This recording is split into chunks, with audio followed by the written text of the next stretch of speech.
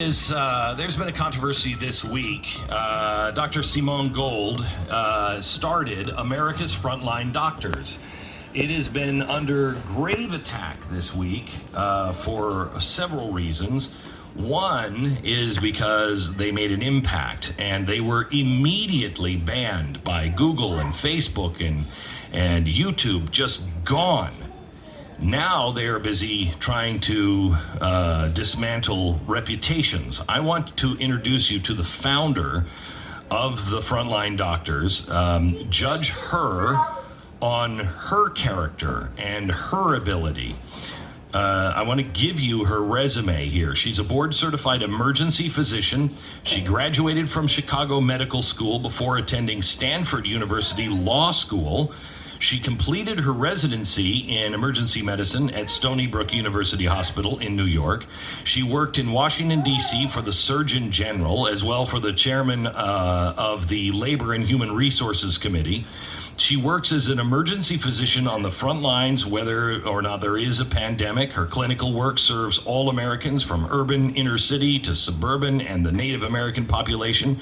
Her legal practice focuses on policy issues relating to law and medicine. I found her very credible last night and very passionate, and an American who has a right to be heard. You may leave this disagreeing with her, but what is more important than allowing voices to be heard? Dr. Simone Gold is joining us now. Doctor, how are you? Good morning. Thank you for having me. Sure. I'm so glad to have you on again. I'd like you to start with where you were last night with hydroxychloroquine and what that drug is, its history, and the things that I didn't know of it being taken off the market just as this was hitting over in France and elsewhere. Can we start there? Okay, so yes, and with you, I'd like to run your listeners and viewers through all of this. You're one of the first people to get the whole story, so just sit tight. It's going to be good, and I'm going to give you references for everything that I'm saying. And lastly, everything that I'm saying has been documented, and people can look up the references themselves at a website that we just put up quickly called America's Frontline Doctors Summit, with one S between American and Summit, America's Frontline Doctors Summit.com, because they took down my website. So okay, hang on just a second. Hey, hold on before you start. I want to also say this. We are going to clip this, but I can guarantee you that this will not be played on social media. It will be banned. It will be destroyed. You will not see this anywhere. I urge you to listen carefully and to take notes. But go ahead, Doctor. That's a good point. and to join Blaze TV so that you can hear all of this. Okay. Thank you. So the controversy is, we're pretending this controversy is about hydroxychloroquine. It's a complete mess. How do we know it's a complete mess? Hydroxychloroquine is an analog or derivative of quinine, which is found in tree barks. It's the most non-controversial of medications there is. We know that George Washington used it in the Revolutionary War, and it's actually credited with why we won in the last battle. He encouraged his troops to take it. So it's been around for centuries, and it's been FDA approved as a modern version called hydroxychloroquine for 65 years. In all of that time, we use it for breastfeeding women, pregnant women, elderly, children, and the immune compromised. The typical use is for years or decades, because we give it mostly to RA, rheumatoid arthritis patients, and lupus patients who need to be on it really essentially for all of their life, most of their life. So we have extensive experience with it. In addition, in countries that have malaria that's endemic in their countries, they use it all the time. It's one of the most commonly used medications throughout the world. It's on the WHO's list of indispensable essential medications, a list of medicines that should always be available and is essential that any country has. That's its status. If you use it for more than 5 years, you're encouraged to get an annual or I think biannual eye checkup, because you could get a rare condition called retinopathy. However, that's 1% at 5 years. So in terms of a short-term use, there's essentially zero risk. There's a theoretical risk of this little heart thing called QT prolongation, which has to do with how the heart charges itself. It's it is real, but there's hundreds of medications that do potentially increase the QT interval. It's not risky enough.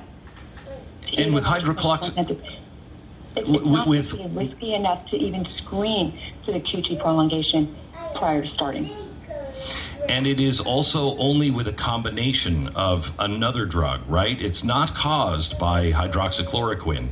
It is caused in a very small number.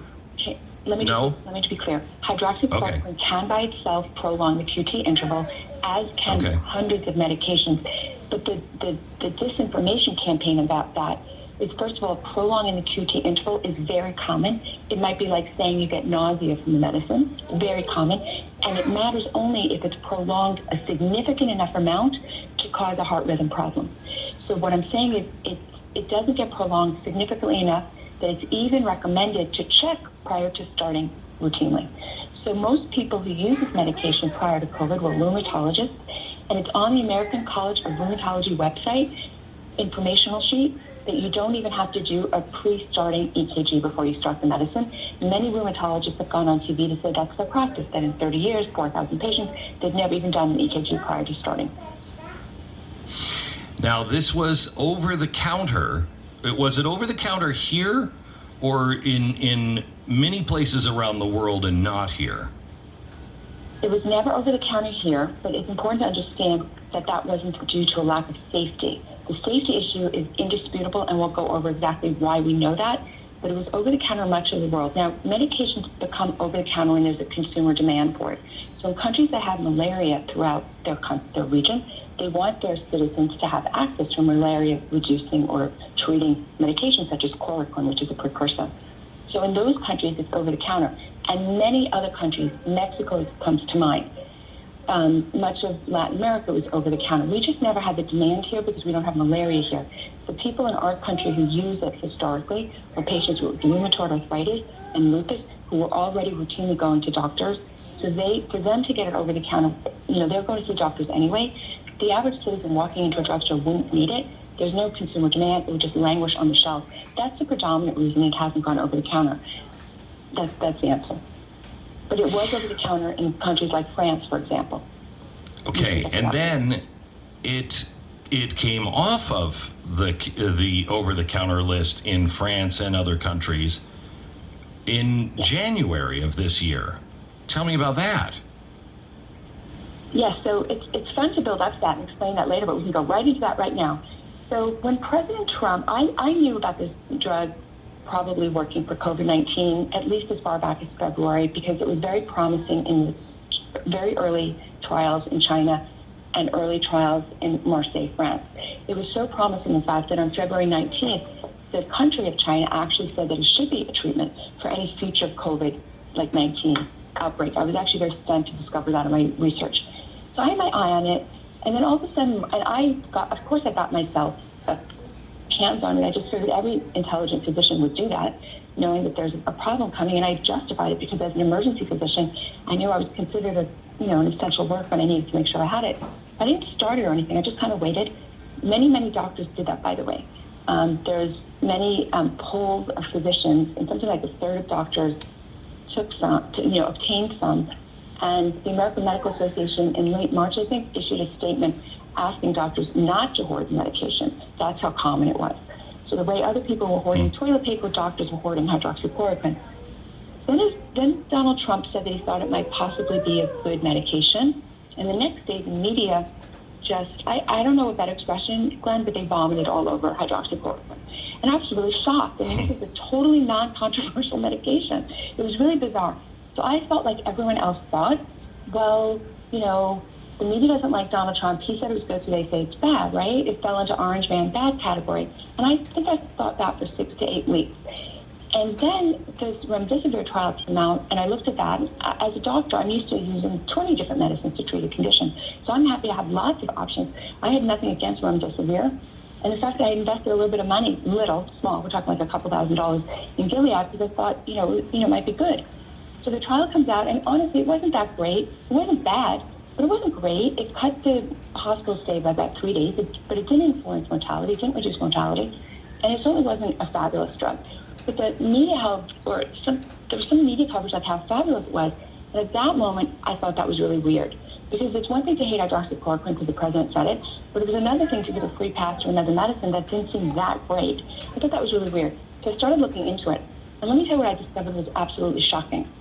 So it was over the counter. Okay, wait. Let me take before you get into this, let me take a 1-minute break and then tell us what you found, because I agree with you. It is shocking. And you're not going to hear this really anyplace else.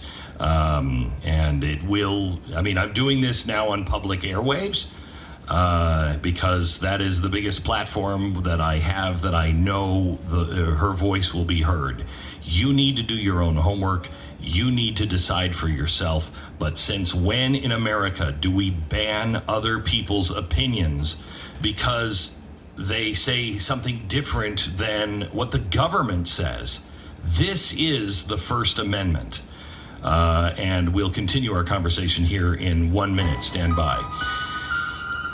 All right, you've worked hard to get where you are in life, and when you work hard for a long time, you begin to have an eye out for someone else who works as hard as well. One of the most frustrating things I've had to learn is how often hard work isn't a staple element in the real estate world. I don't know how many bad experiences you have had, but I've had several. I've lived all over the country, et cetera, et cetera. To get agents to fully commit to you and your house is really amazing.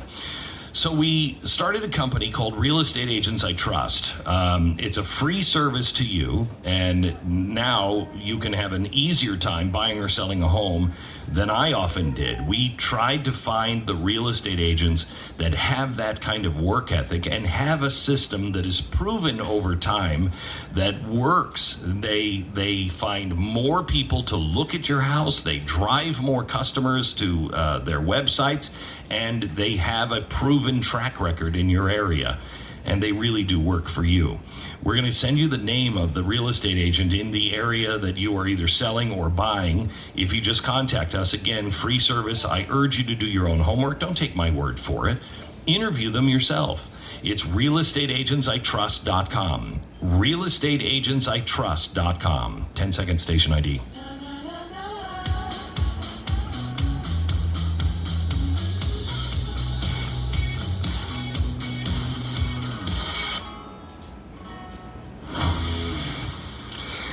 So we're with Dr. Gold now, and she started doing her own homework. She couldn't figure out why the media was against hydroxychloroquine, and she assumed, as I did, that it's because Orange Man bad. Donald Trump liked it, and so it must be bad. What did you find, however, when that answer didn't start to fit everything that was going on? Again, everything is referenced. I'm going to give all those references to your listeners. I found out that the drug was moved from over-the-counter status in France, where you can just walk in and buy it for yourself, to, quote, list 2 poisonous substance, which requires a prescription. This was done very quietly. It's no announcement. You can find this, again, you'll find it on my website. And this was shocking, and this really didn't make the news or anything. Now, you have to ask yourself, why did France remove hydroxychloroquine off its shelf, especially when they knew that it was likely to work? And when I say likely to work, I say that because this COVID-19 virus is not all that novel, despite the name that it's been given.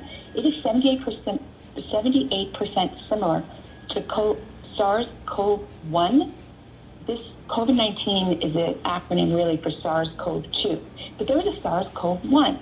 And in 2005, Virology, which is the official publication of the National Institute of Health, which was directed by Anthony Fauci at the time, published an article stating that it found that chloroquine worked prophylactically and in early treatment for SARS-CoV-1.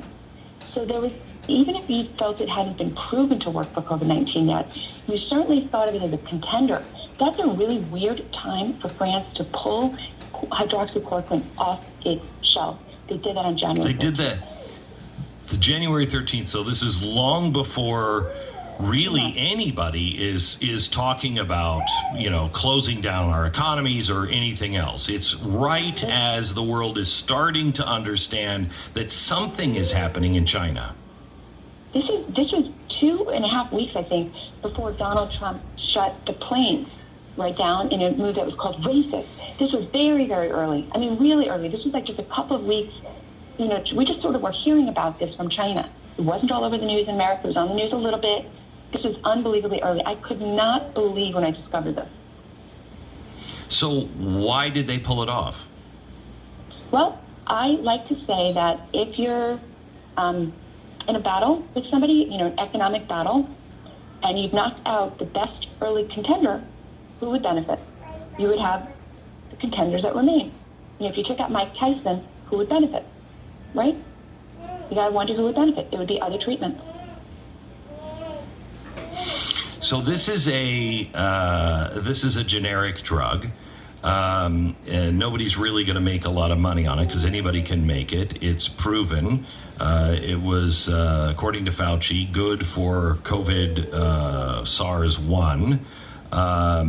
And you're contending that it was taken off because it is a prophylactic drug. So if you can't stop it from happening to you, or at least reduce the number of cases by taking this, you're saying that the later drugs or the vaccines have to be developed. That's quite an amazing charge to make. Do you have any evidence of that? So I'm going to read you this study. Quote, chloroquine is a potent inhibitor of SARS coronavirus infection and spread by authors Vincent Bergeron, Benjanet et al. Was published by the official publication of the National Institutes of Health when Dr. Fauci was the NIH director. So he wasn't the author, but he was the director at the time the official publication of the National Institute of Health came out with a study proving that chloroquine worked in prophylactic and early treatment of SARS-CoV-1, a virus that is 78% identical to SARS-CoV-2, which has taken down the American economy and affected everything. So at the very least, he knew it was a probably effective medication. That is a very bizarre time to come out with strong words against its use. Even today, from then, March or February, whenever he started saying it wasn't good, I forget, till today, we're still arguing about it. Now, in addition to that study from 2005, we have dozens and dozens of studies that show it works, which I'll go over with you. Okay, we're going to take a break and then we'll come back. Dr. Simone Gold is her name, and I want you to do your own homework yourself. Don't take her word for it. Don't take my word for it. She brings up some things that make you go, now where do we go from here? Are these verifiable? What does it mean if they are? Coming up. This is the Glenn Beck program. All right. You want to know how to unlock the secret to a great grill game? It's RecTech. That's what you're going to want to get. RecTech. I mean, honestly, I think I could burn water. I really can. But hear me out. When you get a RecTech, it won't matter if you're me or Gordon Ramsay. You're going to be able to grill like a professional every single time you open this thing. And how do I know this? Because I am a guy who can burn water, and I'm a guy who has cooked perfect meat on this. It turns out amazing every time. I've never done that. It's smart grill technology, and RecTech allows you to control the cooking of your food from an app at the touch of a button on your phone. So you put it on in the heat, and then you go inside. And the app will tell you exactly what's happening, and it's delicious. It's RecTech, RecTech, grills with an S.com. Go there now, RecTechGrills.com. Look, they're pulling stuff down off the internet all the time. Be a member of the Blaze. You don't have to worry about that. BlazeTV.com/Glenn. The promo code is unmasked.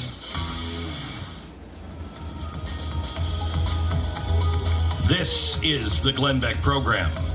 I am spending the hour with Dr. Simone Gold. She is the founder of America's Frontline Doctors. She is an ER physician. She is also an attorney. She's very, very bright, obviously. She's worked for the Surgeon General. She volunteers her time. She is someone who deserves to be heard.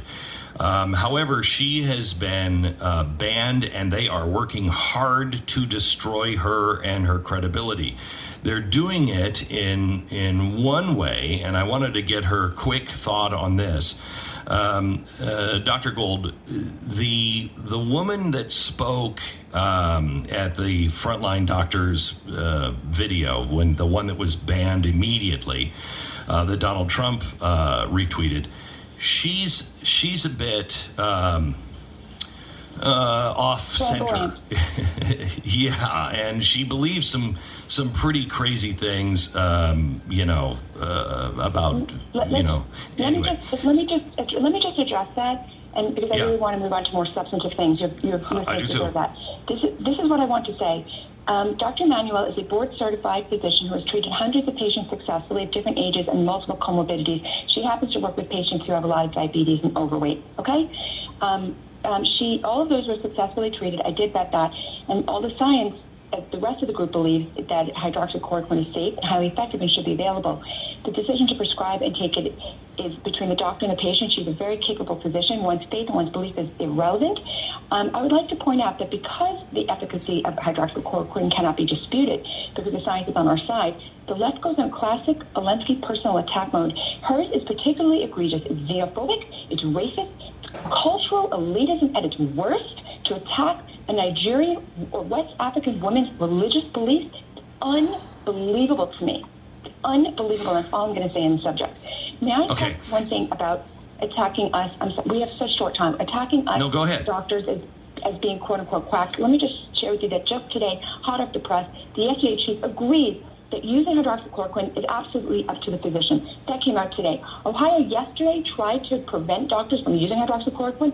Really, there was such a fuss about it that he reversed himself within like 12 hours. I'm telling you, hydroxychloroquine works, and they're doing everything they can to keep it out of the hands of the American people. I'm getting more offended by the minute. I look at patients who have it. I'm an ER doctor, and this all started because I couldn't give patients a medication that I knew could save their life. Do you understand what a burden that is for me to say that, I'm just not going to give it to that patient because it's a little bit inconvenient for me because my government's going to come down, not government, big tech is going to come down hard on me and censor me. Well, no. So this is where the rubber meets the road. No, I'll have none of it anymore. And there's thousands of us doctors, by the way. Well, I know that my doctor put me on hydroxychloroquine because he has done his homework as well, and he put me on that and zinc and another drug as well, and said if we can get it at the root, if we get it early, it doesn't develop into anything, which is let me take that. Let me take that on, Glenn. He said he was afraid of losing his license. Yeah, let me take that on. So multiple states, probably the majority, have put in some restriction of doctors' ability to prescribe this FDA generic safe drug. That is a sui generis, unique event in American medical practice. We've never, ever had state governors tell our state medical boards to threaten us with unprofessional conduct if we were to prescribe an FDA-approved medication. It's never, ever happened, ever. That should make people who even don't agree that it's good or useful very worried. The encroachment on the doctor-patient relationship and the doctor's ability to decide what to do for each individual patient has never, ever happened. Number two, if I can just run through really quick the safety studies. I'm just going to go through four really fast, less than a minute. The four data points I want to leave people with, and it's again on my website, is that there's been the biggest study, this 20-year look back on use of hydroxychloroquine. That's done by the University of Oxford. They looked at over 900,000 patients who've been on hydroxychloroquine, and they found no increased risk of heart problems. Number two, the FDA database, which measures all serious adverse events since its inception more than 50 years ago. They've taken 1 million serious adverse events a year from all medications. They have found over 50 years that there's been 640 excess deaths related to hydroxychloroquine. That's 0.034% of all the unexpected adverse events in the FDA database due to hydroxychloroquine. Right, the CDC-owned website has an information sheet about hydroxychloroquine. It says everyone can take it, adults and children of all ages, also pregnant women and nursing mothers. Who could not take it? People who have psoriasis. And then finally, the American Heart Association on April 29, 2020, came out with a statement that after doing a study, quote, the largest reported cohort of COVID-19 to date treated with hydroxychloroquine and azithromycin, there were no instances of fatal arrhythmic death, and no patient had to actually stop the hydroxychloroquine. I'm just going to stop there. The data on safety is irrefutable. There should be no conversation in the public domain at all about this. Efficacy is between a patient and a doctor. Safety is for the FDA to decide. It's irrefutable. Then you have to wonder if there is no safety issue on an FDA-approved generic medication, why is it that we're even having this conversation? Did you ever in your career, Glenn, do a show on a generic approved medication? Has this ever happened? No. Then you gotta wonder. So this is really, for you, this is not just about hydroxychloroquine. In fact, it's probably the least of the worries. This is really about freedom of speech, freedom as a doctor to do your own business, and you're just raising the flag that something is dramatically wrong, and if we don't stop it now, we are all in danger. Do I have this right from you? This is a concrete casualty that's very easy for the American public to see once you start losing freedom of speech. You lose freedom of speech, you get into censorship, but before you get to censorship, you get misinformation, then you get disinformation, then you get outright censorship. We are actually outright censorship in America. This is utterly shocking to me. And if you don't have free speech in America, in any environment, you're finished as a country. It may be 5 years, it may be 10 years, but the constitutional republic is over if you don't have free speech.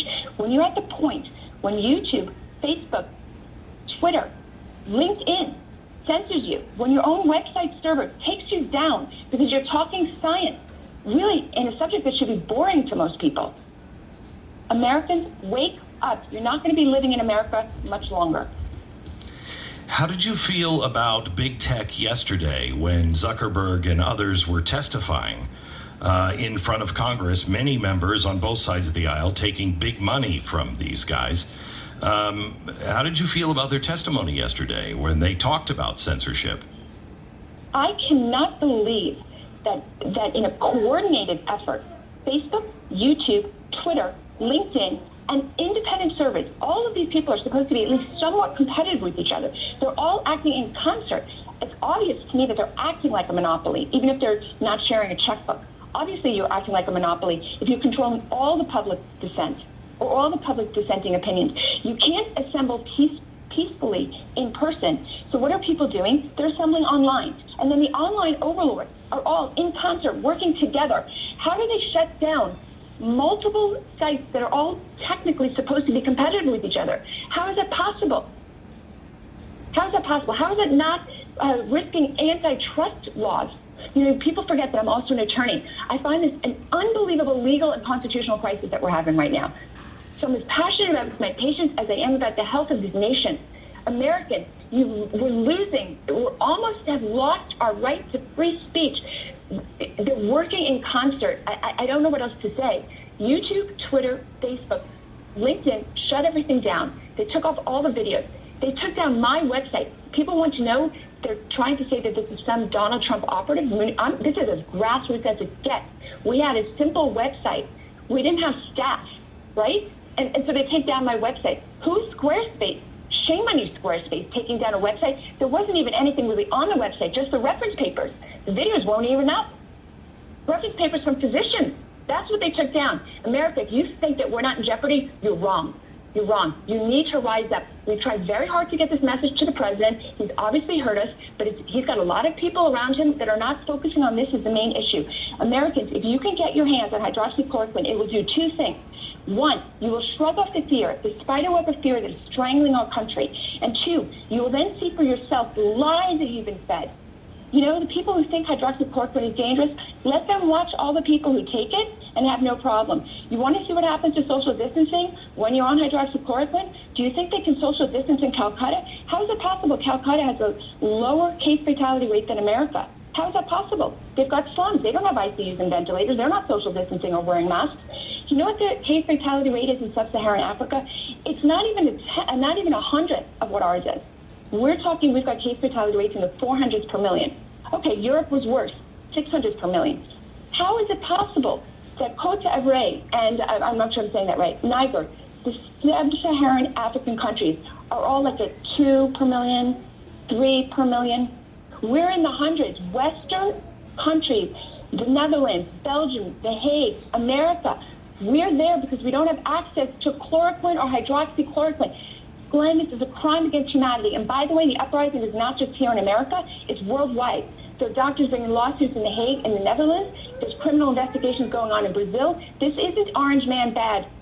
This is a crime against humanity. It's censorship of the people. It's keeping a life-saving medication from people. We can speculate about the motives, but Americans, you need to wake up. Understand this is not a right or left issue. They're keeping a life-saving medication from you. Look at the numbers in sub-Saharan Africa. They're as clear as day. Now I think you know why I asked her to come on. I ask you to do your own homework. You cannot live off of her testimony or her research. You have to do it yourself. You need to know this is true one way or another. Pardon me? Henry David Thoreau, a long time ago, said you must think for yourself or others will think for you without thinking of you. I urge you to do as Glenn said. You don't have to listen to my words. I compile them for you, but they all have references and you should check them all yourself. Dr. Simone Gold, I wish you luck. I've lived what you're going through now, and I don't wish it on anyone. I wish you the best of luck. Keep your head. Get yourself a great attorney. Lynn Wood. I've engaged Lynn Wood. Shout that out far and wide. That is the attorney for the Covington kids, is it not? Is she there? That's the Covington. That is correct. Yeah. That is correct. Good. I hope you pursue whatever Lynn is recommending. Thank you so much, Doctor. I appreciate it.